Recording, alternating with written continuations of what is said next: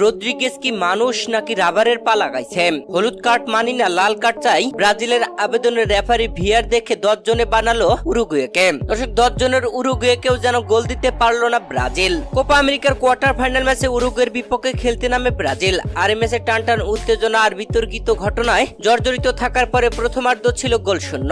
এরপরে দ্বিতীয় অর্ধে এসেও গোলের দেখা পাচ্ছিল না কেউ। ম্যাচের 70তম মিনিটে রদ্রিগেজ একটি বল দুর্দান্ত ভাবে টেনে নিয়ে যাচ্ছেন ডিবক্সের ঠিক 5 গজ দূরে। এমন সময় উরুগুয়ের নান্দেস অনেকটা পেছন থেকে লাফিয়ে গিয়ে রদ্রিগেজের কাছে বল নিতে চান, তবে বল তো লাগা দূরের কথা, তার পা গিয়ে সরাসরি লাগে রদ্রিগেজের পায়ে।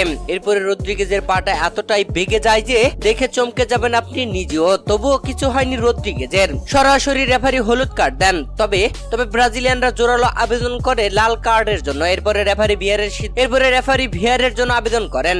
ভিআরে দেখে স্পষ্টত হয় যে এটা লাল কার্ডের যোগ্য, তাই তো